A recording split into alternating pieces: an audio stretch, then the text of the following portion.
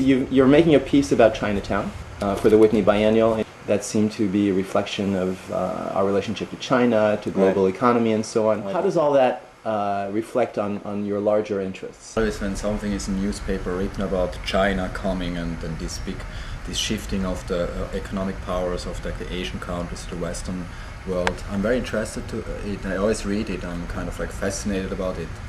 Let's say I have a China tick.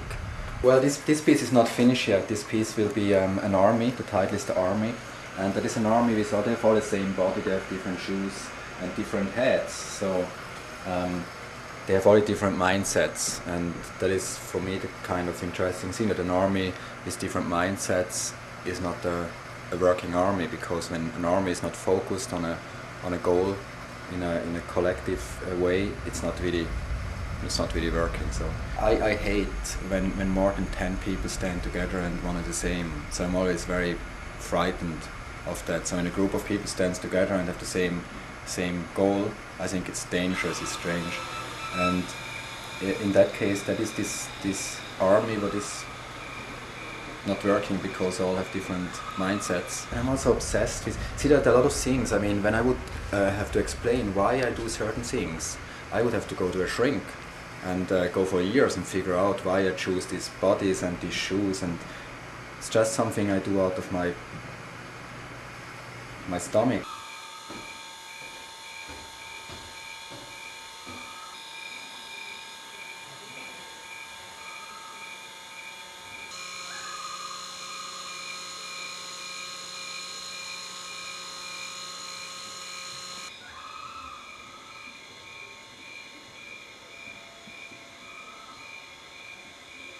Also for the Whitney, I will remake a photograph. That's a photograph shot 1931, and there the architects, they built the Chrysler Building and all these famous buildings in New York, and they would wear these buildings for a mask ball. And that is also a group of people, but that is more, for me, it comes a little bit, it's more like a very charming thing. It comes for me away from like the horror things I did in early times, you know, with people with long black wigs and blood coming out the mouth or whatever. So I would say that was like one of the first works people got shocked. And it was this one here.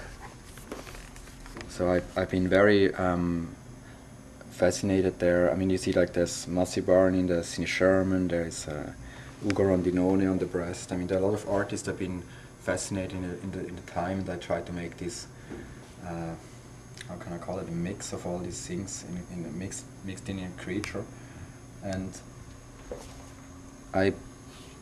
with this photo, actually, the first show happened, and then from then on it went like that. Also for me, that's always, as a student, you study in an art school, you speak a lot about your work, you try a lot of different things, and then one day you wake up and you produce. Yeah, that's like a photo called Bully. It's my sister. So that was like, my work got a kind of known as, I made a lot of references to horror movies in this time. It was a kind of violent, it was dark.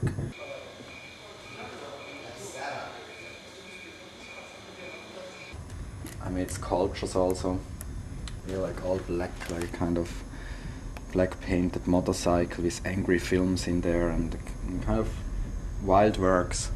And that was 1998 or 99. I made a film last year called Home 2, and that is like a half-an-hour film, and there will be in the museum a screening room with like all bamboo furniture and a screen out of bamboo, and will be hopefully the centerpiece of my work showing there. The yellow pants. Why are there yellow pants?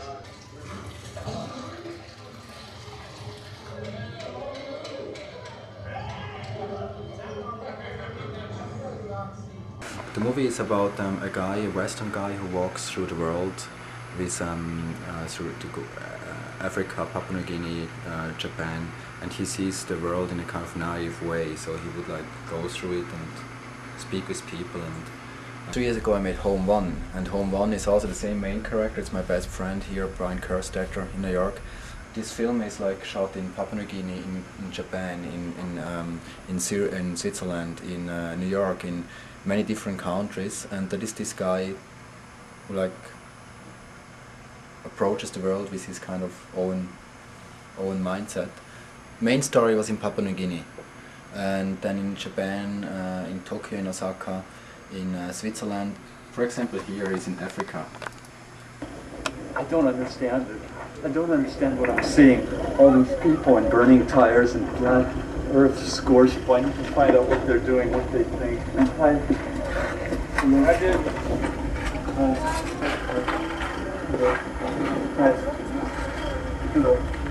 I don't need this money anymore. Here, take it here. Take this money, okay? I don't want this anymore. I don't need it, because I just don't understand what's happening. No, it's okay. Wait, it's okay. Here.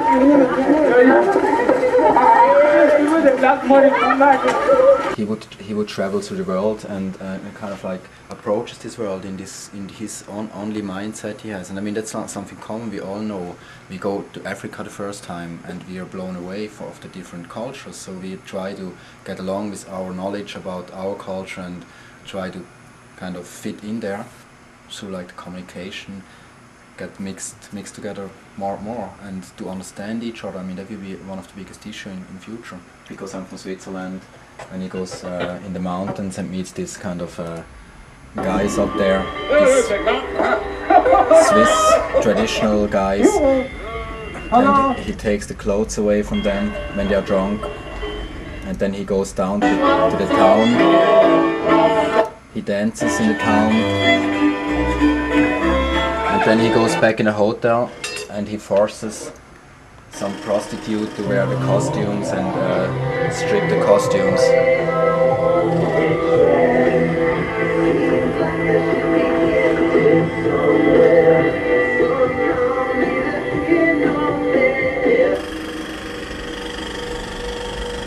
Try to mix different things. There was this naked girl scene in a hotel room. After that it comes like some native tribes in Papua New Guinea make this dance. And I think often like this crashing of different visual worlds, that's a kind of very fascinating for me.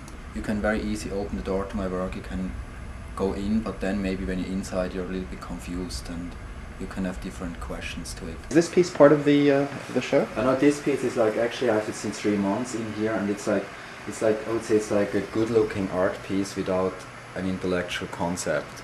So it's like all people come in and say, "Oh, that looks good," but I mean, I look at it all the times and I think like, what the fuck is that? And why? I mean, it's like some birdhouse and a tree. This piece doesn't bring me somewhere. I mean, this piece down here animates myself to think about the world, think about something I think has some grip. This one is for me an empty thing. I keep it because in 2 weeks I get a small cat and this cat can climb on it, so that's the reason.